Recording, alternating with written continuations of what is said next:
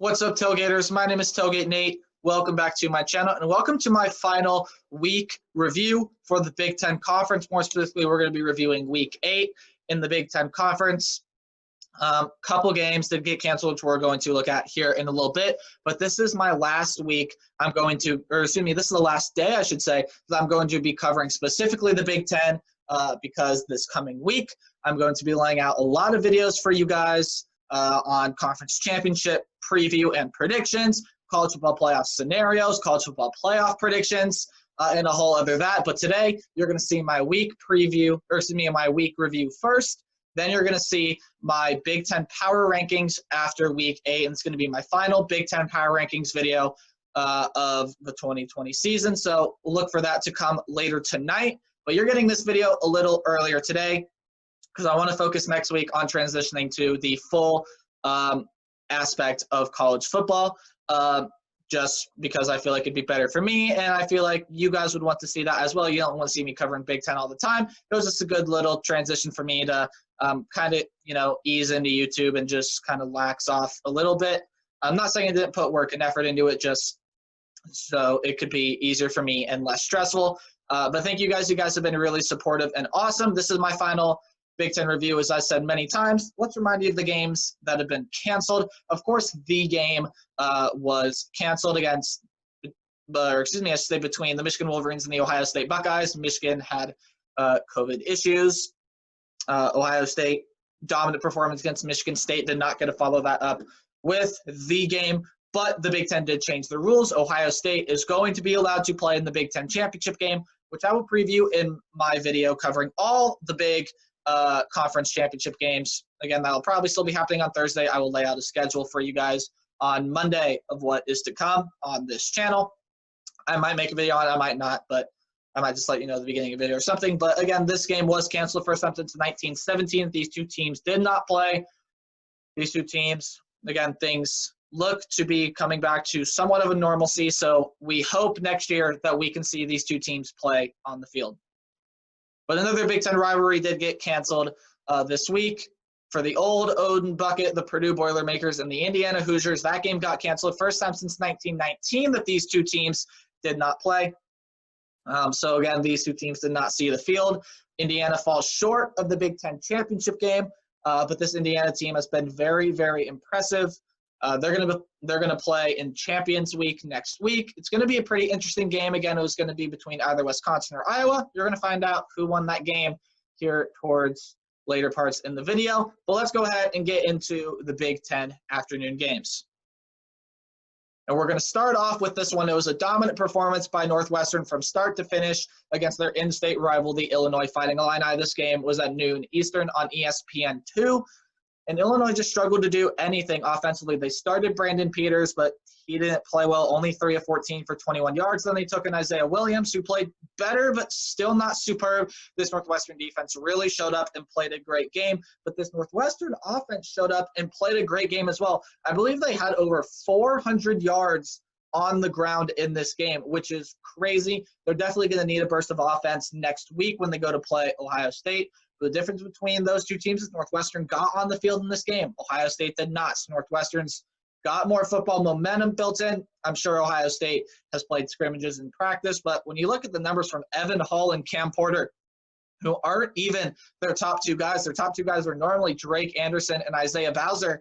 They have guys that can run the football all over. They might give Ohio State some problems when you look ahead to next week. Kyrick McGowan played well as well. Peyton Ramsey, of course, didn't have to do a whole lot because that rushing game was just there all game long. Northwestern comes away with an easy win here, 28-10.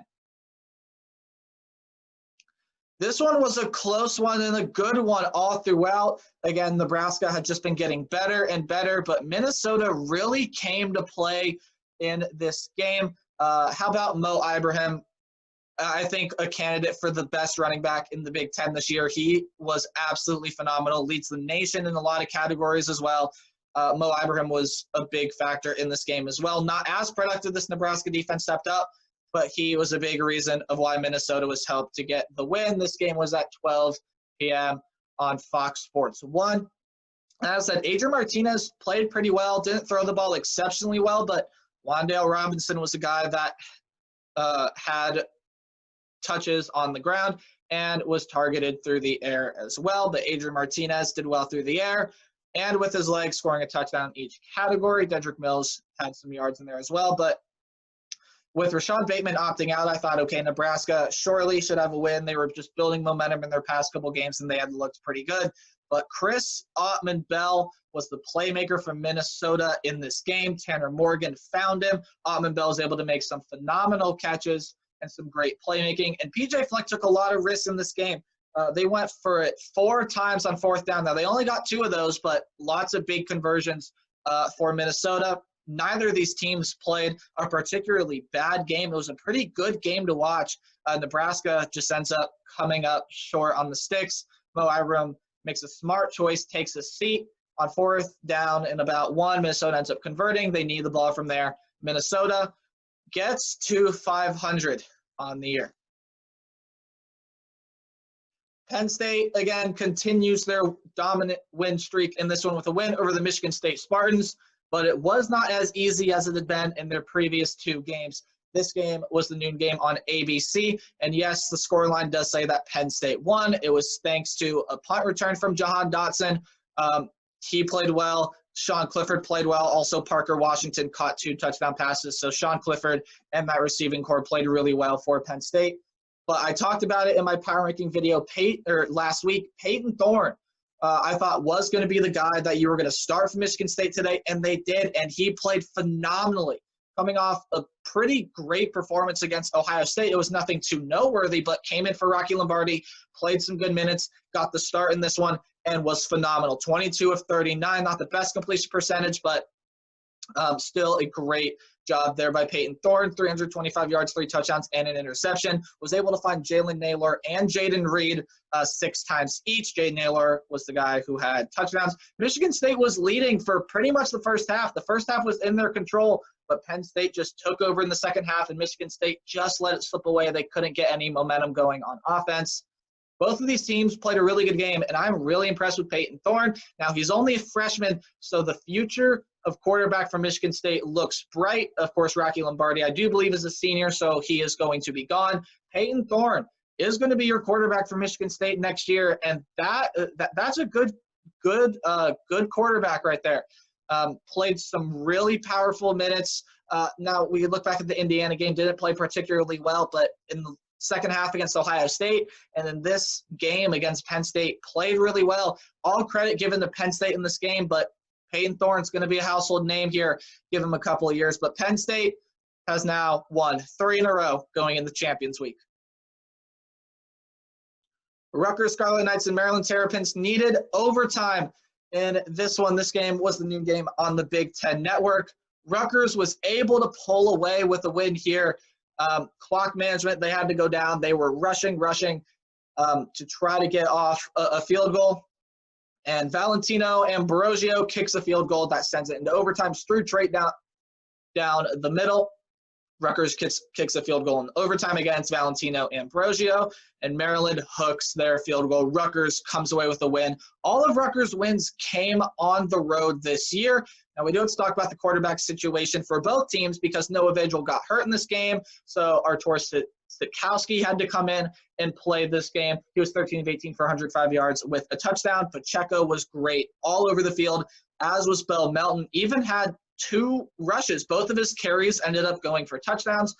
End-around plays worked really well for Rutgers today. Well, when you look at the Maryland side, no Talia Tungabailoa due to an undisclosed reason, probably COVID, we would all have to think. But Maryland was playing well. Jake Funk was funking all over the field. He was putting the funk out there, got a touchdown, and was an all-around excellent player. But they had to rely on Eric Najarian. I'm sorry if I said that name wrong. It's a hard name to pronounce. 12 of 23, 218 yards, and 2 touchdowns. Found Brian Cobbs a lot, 5 receptions, 99 yards, and a touchdown. And they actually outgained Rutgers, but Rutgers was able to make the final drive.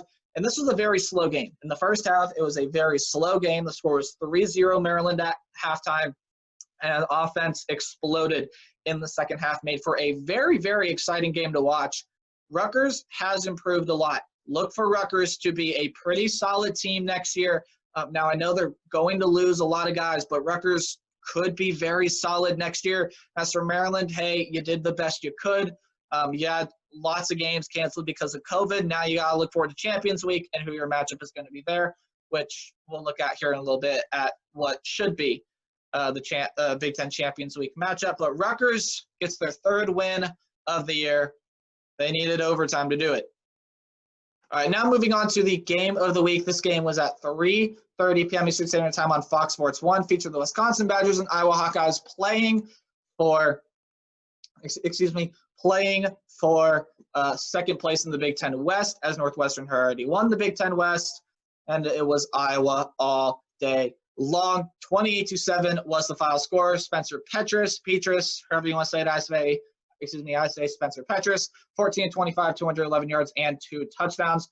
Played really well in this game. Petrus had been improving as the years gone on, and Iowa's the hottest team in the Big Ten right now. Found Amir Smith-Marset 7 times and had 2 touchdowns as well. But Tyler Goodson had a big run, finished the day with 106 yards and a touchdown. And Wisconsin's offense has just slowed. Ever since their first 2 games against Illinois and Michigan, there has just been no offense for Wisconsin at all. They've had 20 points combined in the last 3 games for Wisconsin. Not a good offensive showing at all. Now, Jalen Berger was out, the true freshman sensation running back. Probably going to be the future at running back here for Wisconsin, but Wisconsin was outgained 225 to 338 yards. And that was, again, just a dominant performance by Iowa. It was a defensive game for a lot of the game, especially at the start of the game. It was 6-0 at halftime. Iowa, again, much like the Maryland-Rutgers game, offense exploded in the second half, and Iowa was able to come out on top. Iowa just made it look easy. Graham Mertz wasn't playing particularly well. They thought maybe to throw in Jack Cohn, but nah.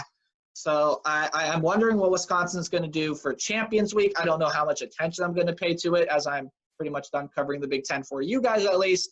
I might pay a little attention just to see what Wisconsin does, but now they have dropped 3 straight. And if they want to get back in that win column in Champions Week, if that game does end up getting played, their offense is going to need to step it up. But for Iowa, you played all 8 games. You lost the first 2.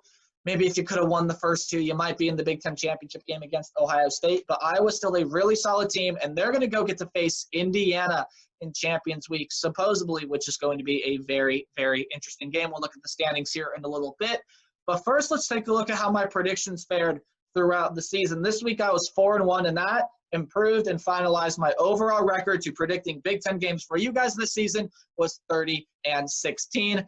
46 games were played out of a possible 56, so 10 games in total ended up getting canceled, which means I guess a total of 20 wins, losses, lost.